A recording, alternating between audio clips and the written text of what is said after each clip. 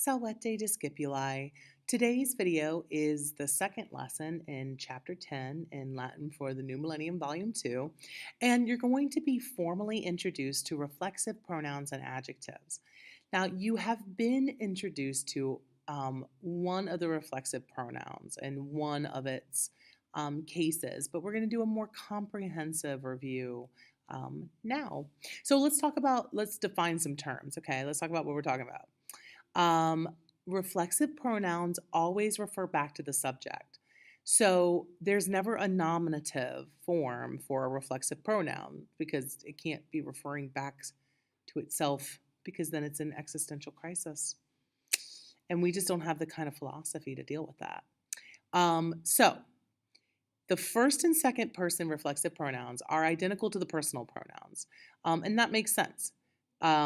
They don't have the nominative naturally, but if you want to say I love myself, you're referring back to the I, so it's reflexive, but you wouldn't necessarily say I love me, although I do sometimes say that.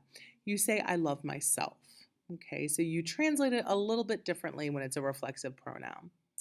The third person reflexive pronoun, and this is a form you don't know. Okay, so you know what the first and second person pronouns are. You can do them without a nominative. The third person reflexive pronoun is new. This is the one that you're going to be learning for the first time. Although you've already seen the accusative case of it because you've been using it in indirect statement. It's say, okay? But now you're going to actually learn it in its genitive, dative, accusative, and ablative forms. That third person reflexive pronoun, so we say, is both singular and plural. You translate it either himself, herself, itself if the subject is singular, themselves if it's plural. This should make sense, okay? So I'm just going to put this out there as clarification, but it's pretty common sense. In order to use the first person singular reflexive pronoun, your verb has to be the first person singular because the subject has to be I if you're using a first person singular reflexive pronoun. So let's look at the actual charts and then we'll look at some examples, okay? So first person singular reflexive pronoun, mei, mihi, may. First person plural, nostri / nostrum, nobis, nos, nobis. Second person singular, tui, tibi, te. Second person plural, westri or westrum, wobis, wos, wobis. Now, notice that just like with the regular, with the personal pronouns, we have two forms of the genitive plural, and you use one for the partitive and one for the objective, just like you do with the personal pronouns. Also, like the personal pronouns, you do not use any of these genitive forms to show possession, okay? They are only used, mei, nostri, nostrum, tui, westri, westrum, are only used to show partitive or objective genitive. To show possession for a reflexive, you're going to use a reflexive adjective, and we'll talk about that in a second, okay? This is the new form. It's sui, sibi, say. Again, it's both singular and plural. So it's the third person reflexive, both singular and plural, depending on whether your subject is singular or plural. So let's look at a couple of examples, a couple of sentences to clarify the reflexive pronouns.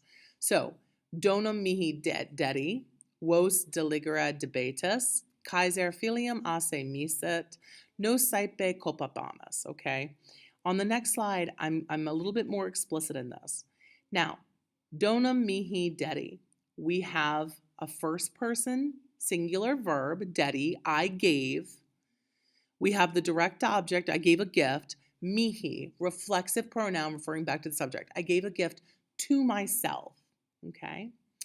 In this next one, vos deligere debetus, our ending is second person plural.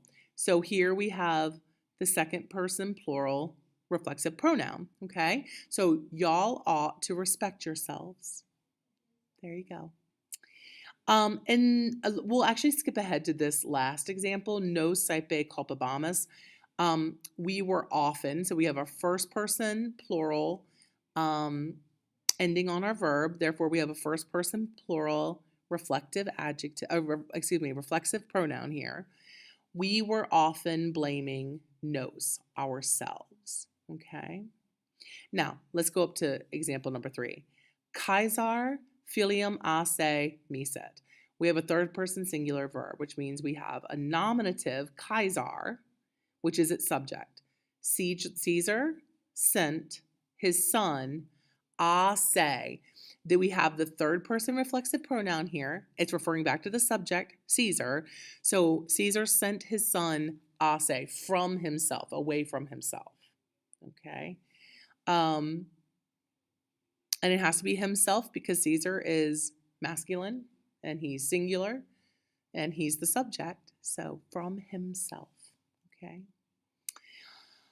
We have a couple more examples on this, but I just want to briefly introduce you to the reflexive adjective. The reflexive adjective is the one that shows possession. So if you want to say his own or her own or its own or their own, depending on whether the subject is singular or plural, you say suus, sua, suum. Okay, so that's how you do the reflexive adjective for the third person. Again, the reflexive adjective for the first two persons, right? First person and second person, is the personal adjective. It's, it's meus, mea, meum, or tuus, tua, tuum, or noster, nostra, nostrum, or wester, westra, westrum. Okay, so I give you one example of that here. Filium meam amo. I love my own daughter. Would be true story if I had my own daughter. But now I'm going to give you a couple examples of how precise Latin is. Okay, let's look at these two sentences: Cicero uxorum suam amavit versus Cicero uxorum eius amavit. Now remember, for the third person personal pronoun is ea id, eius does show possession. But to show possession with the reflexive adjective, you use the reflexive pronoun, you actually use the reflexive adjective.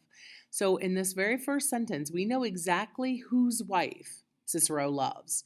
Cicero loves suam, reflecting back to the subject, his own wife. Whereas in the second sentence, we also exactly know whose wife Cicero loves because we have this eius, Cicero loves his wife. Now this his is referring to another guy, right?